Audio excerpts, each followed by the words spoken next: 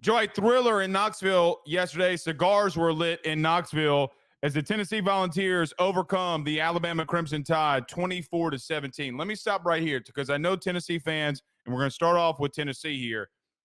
Joe, if I would have told you 4 years ago that Tennessee and Alabama would trade punches and that Josh Heupel would be 2-2 against Alabama, you'd probably call me crazy. But man, what a game. Tennessee overcomes Alabama and gives them their second loss. Your thoughts on the game? Biggest thing that stood out to me is the front seven for Tennessee played up to the expectation that we were expecting that they could do to completely dominate and win football games. 12 quarterback hurries, 3 sacks. They also forced 2 interceptions, which was partially Jalen Milroe's decision-making. Jermon McCoy, I'm a big fan of as a draft prospect for the future, not this upcoming draft. Made a fantastic play on a bad throw. And then they also had 6 tackles for loss. This team has the ability, if they play defensively like this and they don't show as much weakness like they did against Arkansas, to build momentum to confirm themselves a playoff spot. They have a very, very light schedule as well, just like this Texas team. If they can finish 10-2, maybe even 11-1, they will be in that picture. But I think one thing, and we have to give credit, this is part of the roller coaster of starting a young quarterback. We were at times critical, but in a fair degree and a fair scope of Nico's performance because it felt like his confidence was starting to drift away. And that same lack of confidence showed up in the first half. Misfiring on wide open deep balls that would have cracked the game wide open. But you mentioned how he got hurt. He goes out of the game, and sometimes it's one of those things where sometimes you just need a good hit to wake yourself up. That's kind of maybe what it was. He made a big play as a runner, which they need to start to incorporate more. But it felt like in that fourth quarter, he was starting to regain his confidence. And if he can build and build and build, and Heupel can build off of that in the upcoming weeks, this Tennessee team can return to some of the hype that we had for them early on in the season. So you talked about the D-line. Let's start with there. James Pierce finally showed up with a sack and a half. And, you know, he came off the edge on one of them. I think people thought that he was maybe offsides, but it looked like he just timed the snap really well and got the sack. But, Joe, you're right on this. Look, man, teams that can play really good defensively and have really good front sevens and that can run the football are going to be tough to beat. And when I look at defense, you know, Joe, when we talked about the preview of Tennessee coming into the year, what was our conversation? Like, hey, man, we know that everybody wants to talk about them offensively. Nico, high-flying offense with Josh Heupel, the running game with Dylan Sampson. What did you and I talk about for like 20 minutes on the show? It was that we thought that their front seven defensively was one of the more underrated teams or units in the SEC, and it showed. Look, James Pierce, everybody's like, where is he? I mean, is he the best edge rusher in the game? Where has he been? He's been absent. Well, Joe, he got in favorable one-on-one situations and dominated. The sacks that he had and the times that he had them in were very critical. The running game, that front seven, Alabama had 34 rushes for 75 yards. Joe, they dominated in the running game. Literally were getting off the field on third down. But to your point, okay, when they needed Nico, he finally grew up. The run, I thought, Joe, the run that he had for 20-something yards, 27 I think it was, the long run that he had on third down, I was screaming at my TV saying, yes, run that thing, Nico, run that thing. You know why, Joe? Because teams are backing off of him, and when they go man coverage, which is what Alabama did a lot, and you run it with their backs turned, you're going to get a lot of yards. When he got hit, he came back. Joe, he had a big pass down the field. He had multiple passes to Brew McCoy, a couple of the slants right on the money. They kept nickel and diming him in the passing game. But, Joe, I got to say this, man.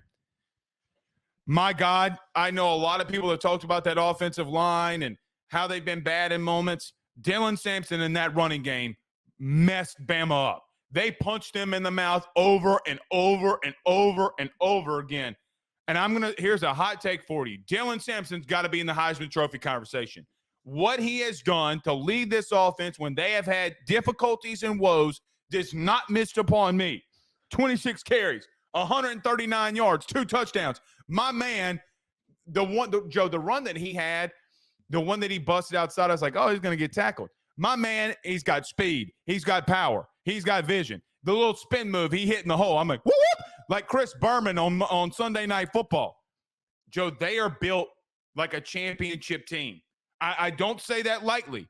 When you can play really good defense and you can run the football, you're going to be in a lot of games. My God, what a win by Tennessee.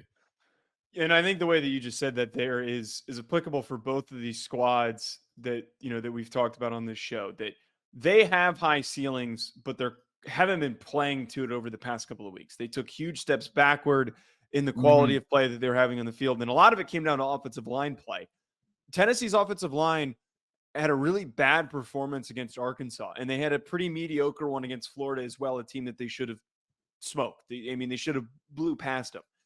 Instead, they came to play. They created those rushing lanes for Dylan Sampson. Ran for 220 yards. Yeah.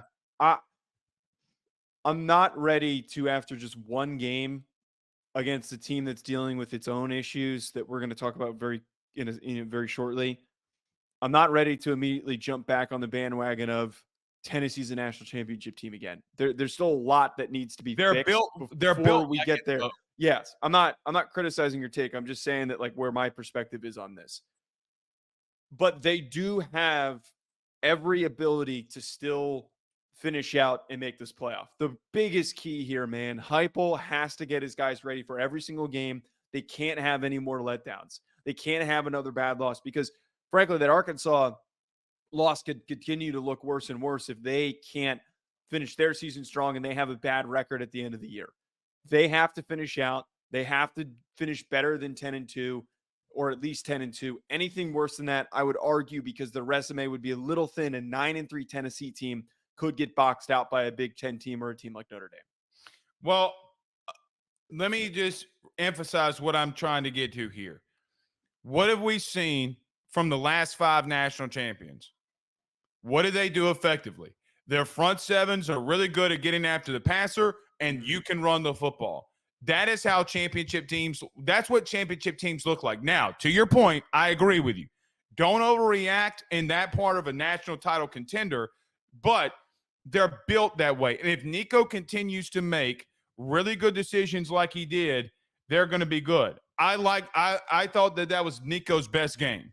Considering the team that he's playing, the second half that he had, he made right decisions and right plays. I agree. Let's get to Alabama. Joe, look.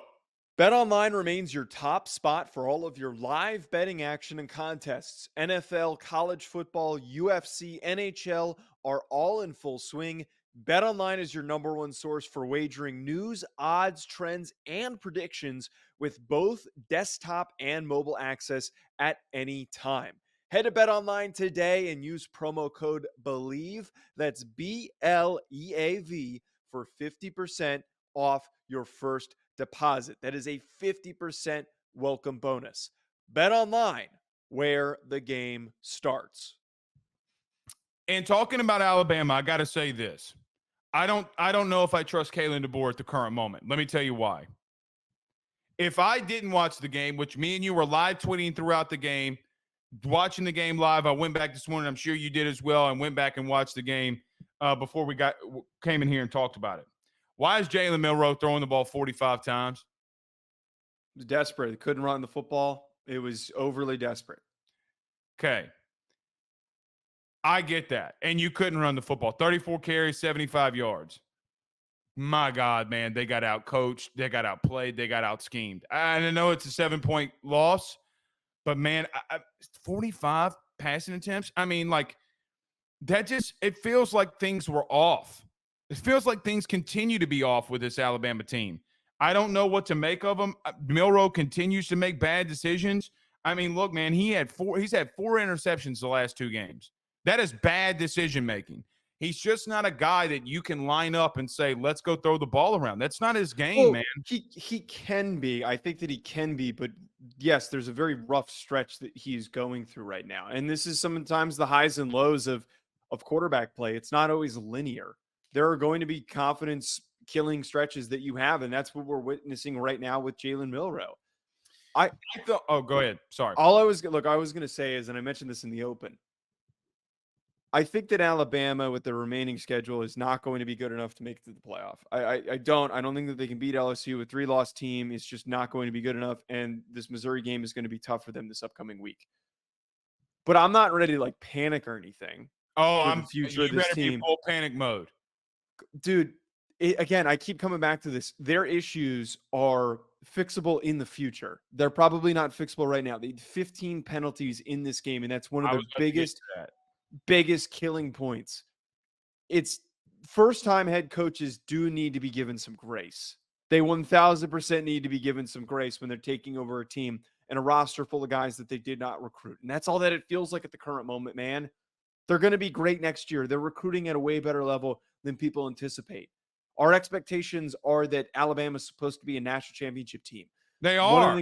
One of the things that we talked about this year coming into the season, or at least that I did, is that if they fall short of that and they miss the playoff, it does not mean that this team is done for and that Kalen DeBoer can't coach.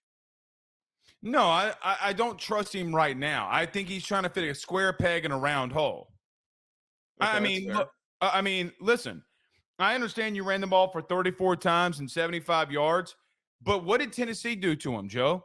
Okay, hey man, if we're gonna run the ball for 4 yards, we're gonna keep after it. Joe, there were many times and many drives where they're not even attempting it. I get you. There are situations where you can't run the football. Jam Miller getting 4 yards of carry. Sometimes you got to stick with it and lean on teams. Like you can't abandon it. I mean, you just can't. I mean, and listen, I'm not trying to, say that he is a bad coach by any stretch of the imagination. But what I'm not going to put on him, though, you said something there. I just want to make it clear. This team was a highly penalized team last year under Saban. They don't have discipline. I mean, look, 15 penalties, 115 yards. Joe, I mean, they were one of the worst penalized teams a year ago. This isn't a DeBoer thing. This is a player thing. I mean, everybody wants to paint that, DeBoer doesn't have discipline. That's not true. You were penalized under the most disciplined head coach in college football. Okay. A lot of those guys from last year's team are still here. So that's kind of plays into my point is that you had a lot of guys last year. I know that's what I'm saying. I'm agreeing with that. Okay. Undisciplined football. And then now Kalen DeBoer is not the type of coach that's suddenly going to be the disciplinarian that's going to fix all that. That's what I'm trying to get at here. No, he's not. But that's got to change. Something's got to change. I don't know, man. Back in reference to Milroe, I thought that, look, man, those turnovers were backbreakers. I mean, Joe, you had a minute 30 and the first pass that you threw was a pick. That's on him, man. You had a chance to go down and score, have a Heisman moment, yeah. And you threw a really bad pick. Will Brooks comes up and picks it off. Tennessee, man, that atmosphere, that game, they just overcame, and I thought Tennessee looked fantastic, Joe. Yeah, that's all the main takeaway is here is that we got to give credit for Tennessee for bouncing back the way that they did. No doubt. College Football Addiction with a $2 super chat says, wish I could give negative money for y'all talking about Major League Baseball. I am just saying the Yankees are in the World Series, so thank you for the money. SK with a $10 super chat here, Joe says, is it evident that Milroe can't process DeBoer's offense, or does he just owe UT boosters money? How can he look that bad equal cost Bama a game? No, I think that the evidence, the way that he played against Georgia, is proof that he can process and play in DeBoer's offense. It has nothing to do with aptitude or intelligence or understanding of scheme. A lot of it has to go on Kalen DeBoer. You just mentioned like 40 passing attempts is desperate and you're chasing like that. A lot of that comes down to DeBoer. No doubt. The problems go down to DeBoer. I do not put the blame on Milroe, and it feels like Milroe is going to unfairly get criticism because he didn't play well.